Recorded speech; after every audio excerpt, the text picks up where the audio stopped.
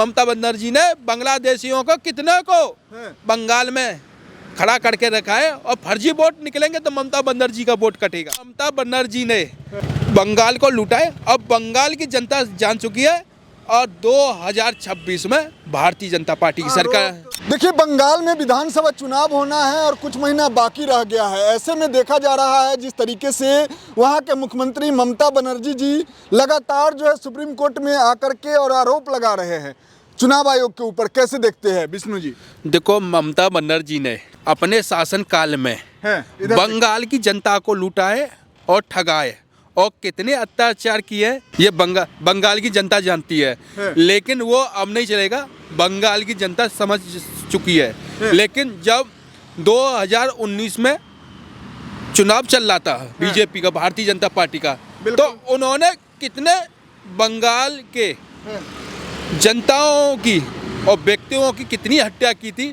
कार्यकर्ता उन्होंने कहा है ये भारतीय जनता पार्टी का कार्यकर्ता है, लेकिन वो भारतीय जनता पार्टी का ना कार्यकर्ता थे, वो केवल वोटर थे और जिसकी सत्ता थी उसके खिलाफ थे और उसकी नीयत के खिलाफ थे। उन्होंने कम से कम सैकड़ों लोगों का मर्डर करवा दिया। ममता बनर्जी? हाँ, मर्डर करवा दिया ममता बनर्जी। 2019 की बात याद है जो नरेंद्र मोदी जी ने जब अपने शपथ ग्रहण के दौरान उनको बुलाया था। लेकिन फिर क्या हुआ, ममता बनर्जी ने एक कहते हैं ना महुआवादी बांग्लादेशी को यहाँ बुला लिया बंगाल में, और हिंदू जो कहते हैं ना, यानी बंगाल में बांग्लादेशी को बुला लिया। और मैं सभी धर्मों का स्वागत करता हूँ, लेकिन ये भी ममता बनर्जी भी सभी धर्मों का स्वागत करें, ये अच्छा होगा। ये नहीं है एक धर्मों का स्वागत करें, वोट बैंक की राजनीति छोड़ दें।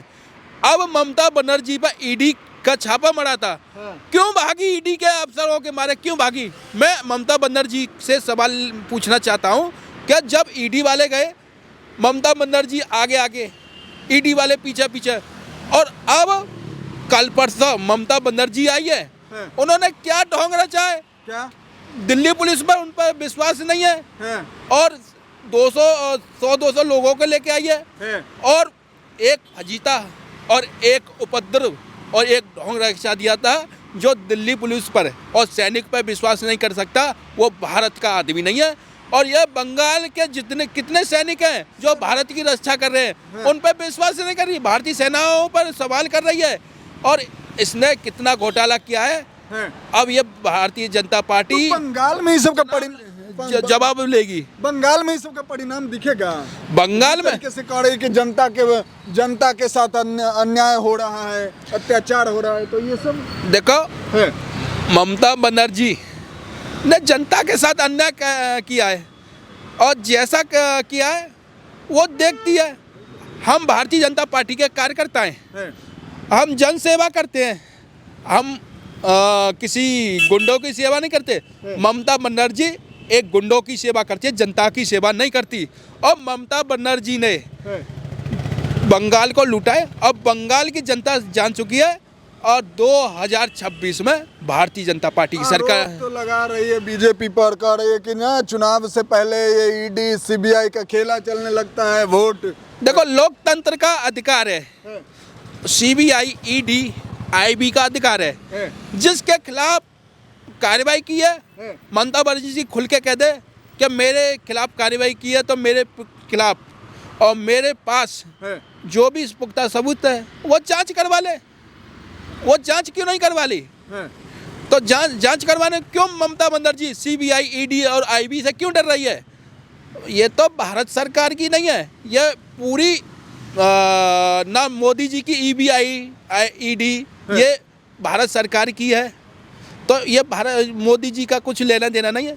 आईबी और ईबी से इन्हें सामना करना चाहिए। अच्छा, जिस तरीके से देखा गया है कि खुद ही जो है वकील बन के सुप्रीम कोर्ट पहुंच गए, तो इसको कैसे देखते हैं आप? वो वकील की जगह पर आने की एक मुख्यमंत्री को कैसी जरूरत पड़ गई? देखो, ममता बनर्जी घबरा रही हैं और अब जिन ममता बनर्जी ने जो कारनामे किए थे, भारतीय जनता पार्टी की सरकार बनेगी तो ममता बनर्जी से हिसाब लेगी, चुन चुन पर हिसाब लेगी। कितना घोटाला कहाँ किया था, कितना दंगा कहाँ किया था।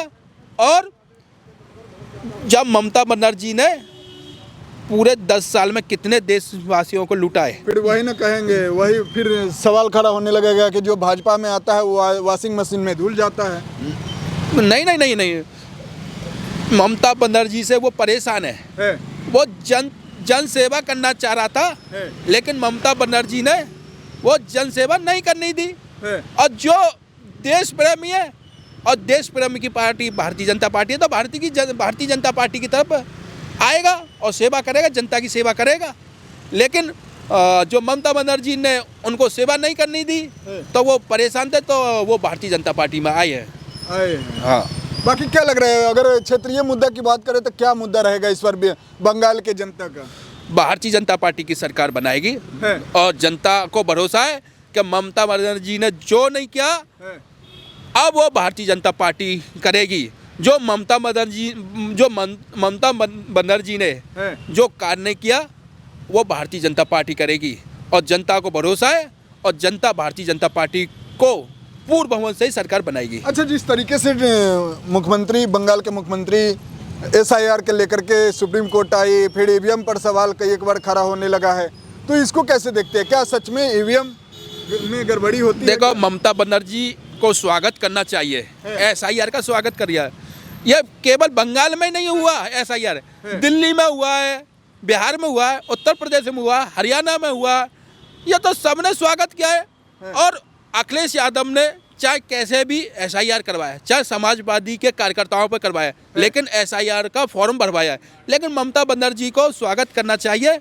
और ममता बनर्जी क्यों घबरा रही हैं SIR? क्योंकि ममता बनर्जी इसलिए घबरा रही हैं कि ममता बनर्जी ने बांग्लादेशियों को कितने को बंगाल में खड़ा करके रखा है, और फर्जी वोट निकलेंगे तो ममता बनर्जी का वोट कटेगा। अरे कह रहे हैं ना कि सर स्पेलिंग के वजह से नाम काटा जा रहा है, बांग्ला में लिखने पर उसका स्पेलिंग कुछ और हो रहा है, हिंदी में लिखने पर कुछ और हो रहा है, इसके कारण से नाम काटना सही है क्या? ये तो सब झूठ है, झूठ है। और उस अधिकारी को, उस कर्मचारी को, ममता बनर्जी को देखना चाहिए कि जो अनपढ़ लोगों को एक BLO बना दिया है और उस पर एक उसने सही जवाब दिया, एक भारतीय की है, एक अनपढ़ लोगों की है। अब आके कह रही है ममता बनर्जी कि स्पेलिंग से या बंगाल भाषा से गलत हुआ है। वो क्यों हुआ? ममता बनर्जी की लापरवाही है। उसने पढ़े लिखे बच्चों को नौकरी नहीं दी, एक अपने कार्यकर्ताओं को सरकारी नौकरी दी है, और वो कार्यकर्ता गुंडे थे और वो माफिया थे, इसलिए वो पढ़े लिखे नहीं थे, इसलिए वो स्पेलिंग और वो बांग्लादेशी भाषा, जो वो बंगाल भाषा में गड़बड़ हुई है। यानी कह सकते हैं कि इस बार जो दिल्ली बिहार झांकी है, बंगाल की बार पूरा साफ बाकी है। हाँ, ये बंगाल अभी बाकी है। हाँ, भारतीय जनता पार्टी ने जैसे केजरीवाल भगाया था, जैसे लालू यादव का बेटा भगाया था, अब यही बंगाल की जनता ममता बनर्जी को भगाएगी और ये इस लायक होगी कि अब विपक्ष तक नहीं बैठ पाएगी। भारतीय जनता पार्टी की सरकार पूर्ण बहुमत से बनेगी। ठीक है सर, समय दिए बहुत बहुत धन्यवाद। तो कुल मिलाकर आपने सुना, अभी हमारे साथ विष्णु ब्राह्मण थे जिन्होंने बताया कि किस तरीके से जो है क्या मुद्दा रहेगा इस बार बंगाल चुनाव का, किस मुद्दा पर जो है बंगाल की जनता इस बार अपना वोट दान करेगी, और जिस तरीके से आरोप प्रत्यारोप का दौर चल रहा है उस पर भी अपना प्रतिक्रिया रखे। बाकी आपका प्रतिक्रिया इस पूरे प्रकरण को लेकर के क्या कहता है, नीचे कमेंट में इंतजार करेंगे। मिलते किसी अन्य खास खबरों के साथ, तब तक के लिए दीजिए इजाजत। जय हिंद, जय भारत, वंदे मातरम।